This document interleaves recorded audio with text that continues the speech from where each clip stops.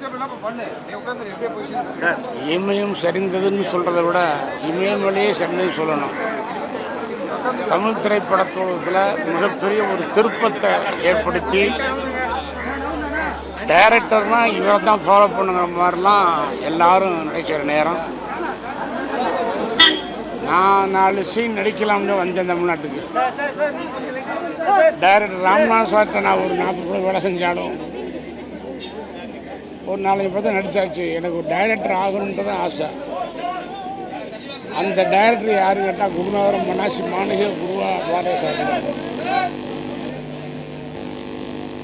மண்ணு கத்த பொண்ணு படம் முதல் படம் டைரக்ஷன். அதில் என் நண்பர் பாண்டியன் ஹீரோ. அந்த படம் ரிலீஸ் ஆகும் முன்னால் மேனத்தட்டில் பெரிய ஷோ போடுறோம். பாண்டியன் சொன்னார், சார் நம்ம படம் பார்க்க டைரக்டர் வர்றாரு பாரே சார் அப்படி. எனக்கு அவ்வளோ சந்தோஷம். ஏன்னா எல்லாமே தேனா மட்டும் இல்லை, நான் சினிமாவுக்கு ஒரு காரணமாக நான் என் தெய்வம் காரைக்குடி நாராயணன் இருக்கார். அவர் ஆஃபீஸ் கீழே டைரக்டர் பாரே சார் ஆஃபீஸ் மேலே.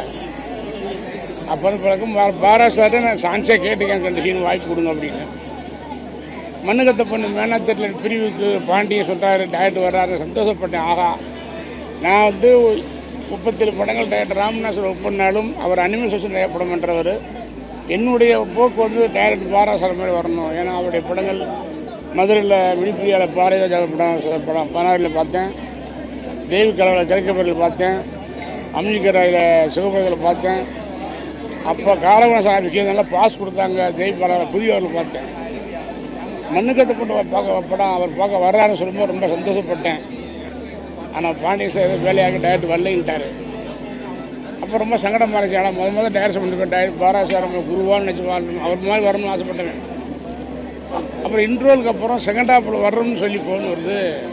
செகண்ட் ஹாப் மட்டும்தான் பார்த்தார். மண்ணுக்கத்த பொண்ணு என்னுடைய முதல் படம் டைரக்ஷனை செகண்ட் ஹாப் மட்டும்தான் டைரக்டர் பார்த்தார். பார்த்துட்டு வெளியே வந்தார். பாண்டியன் கை கொடுத்தார்.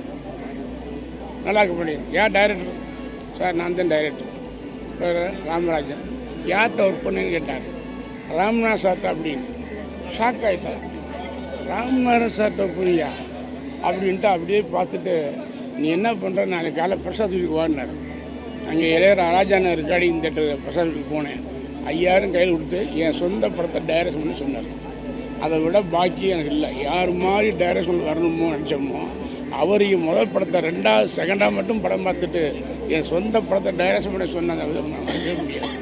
அப்படிப்பட்ட ஒரு மாபெரும் திரைப்படத்தை ஒரு வரலாறு படைத்த ஒரு தெய்வம் நமக்கு இல்லை.